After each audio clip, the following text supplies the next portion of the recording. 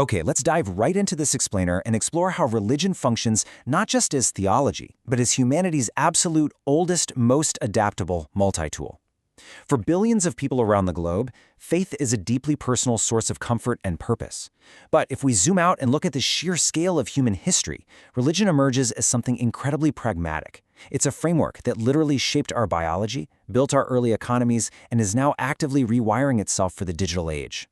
We're going to map this whole thing out across 5 pillars today.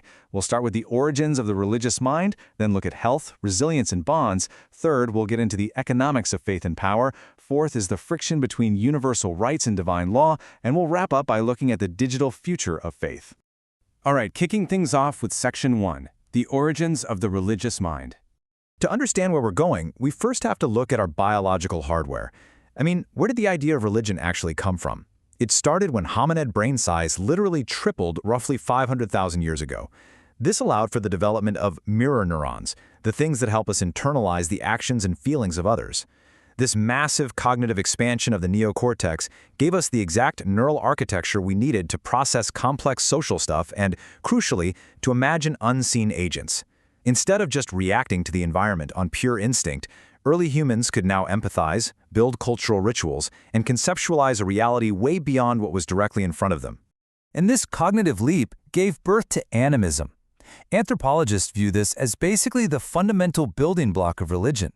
Now, rather than just trying to explain the unknown, early animism was our ancestors' intimate way of expressing their relationship with the land.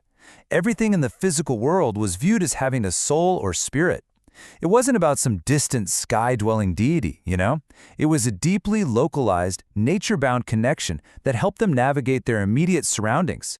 Now, the ruins of Göbekli Tepe in modern-day Turkey, they completely flip our historical script.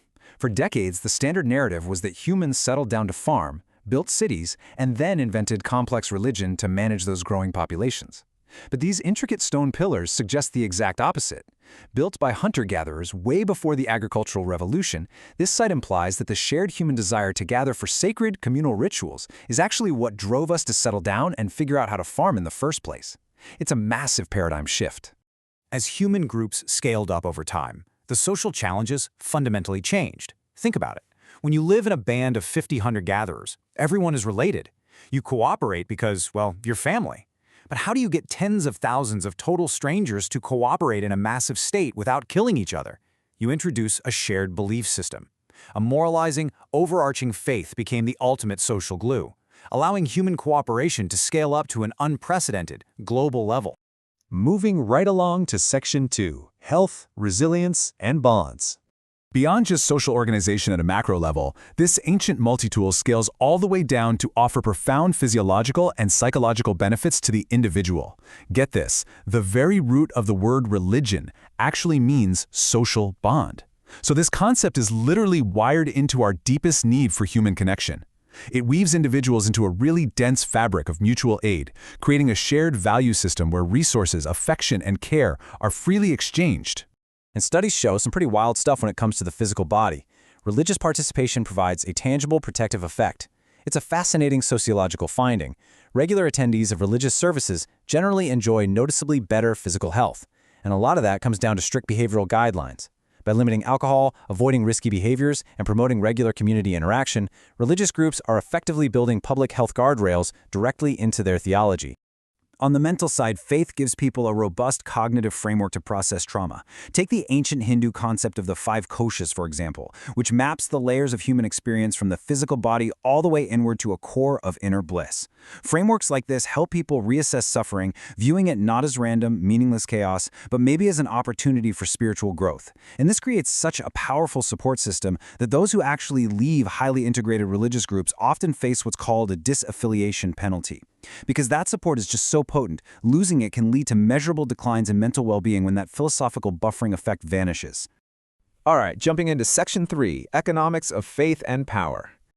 So religion isn't just about personal health or community ties. Historically, it is quite literally one of the most powerful economic engines ever created. Following the Neolithic Revolution around 11,000 years ago, state societies co-opted collective religious belief to bolster political authority. Once we started generating agricultural surpluses, we desperately needed a system to manage and protect all that new wealth. Anthropologists point out that virtually all early state societies, from ancient Egypt to Mesopotamia, were theocracies. Political leaders claimed divine authority to legitimize the collection of taxes, effectively framing the transfer of economic wealth as a spiritual duty. Just think about the staggering economic power represented by this fraction. By the Middle Ages, the Church eventually owned 1/3 of all the land in Europe. 1/3! Because early state apparatuses were so deeply intertwined with religious institutions, faith became the ultimate landholder and wealth manager. It wasn't just a guide for the soul, it was the primary economic administrator of the physical day-to-day world. Which brings us to a major point of modern friction in Section 4, universal rights versus divine law. That immense historical power naturally leads to an ongoing debate between secular universal ethics and religious frameworks. We can see this debate perfectly exemplified by comparing the 1948 Universal Declaration of Human Rights with the 1990 Cairo Declaration on Human Rights in Islam. Following World War II, the UN adopted the UDHR to establish a baseline of inherent human dignity that theoretically applies everywhere, globally. But several states argued that this declaration was heavily rooted in Western secular and Judeo-Christian traditions, and they felt it completely missed the cultural and religious specifics of non-Western societies. And that's exactly what led to the creation of the Cairo Declaration. Looking at them side by side, you can really see how the Cairo Declaration acts as a specialized system prioritizing religious specificity, which sharply contrasts with the UDHR's secular universalism. For instance, where the UDHR ensures the right to change one's religion entirely, the Cairo Declaration prohibits conversion from Islam. Where the UDHR dictates unqualified gender equality, the CDHRI establishes equal human dignity but assigns distinct duties based on traditional Islamic law. Now, some scholars argue the Cairo Declaration is a necessary document that honors cultural nuance, while universalists argue it fundamentally restricts the core freedoms the 1948 Declaration was built to protect. It's a profound, complex debate about whether human rights are universally absolute or culturally relative. And finally, Section 5, the digital future of faith. So, how is this prehistoric multi-tool adapting to the technological frontiers of today? The spiritual world is currently seeing massive capital investment. Unified platforms are empowering churches to stream, teach, and collect donations seamlessly. We're talking tens to hundreds of thousands of dollars flowing into custom faith-based applications. You've got complex pilgrimage planners navigating Visa APIs and local maps, AI-powered pastoral assistants. Technology is completely streamlining the administrative side of belief. It's making community engagement a 24/7 reality right in the palm of your hand. But it's not without its challenges.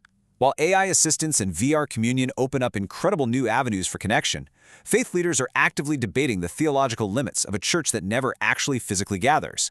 Sure, there is a huge benefit here, global access and meeting a younger generation exactly where they are on their phones, but it introduces deep theological friction. Can you truly perform a digital baptism? Does virtual reality count as the gathering of a community? As one source bluntly noted, God is not an algorithm and Jesus Christ is not an app. Leaders are having to figure out how to leverage this innovation without losing the embodied physical reality that has grounded religion for millennia.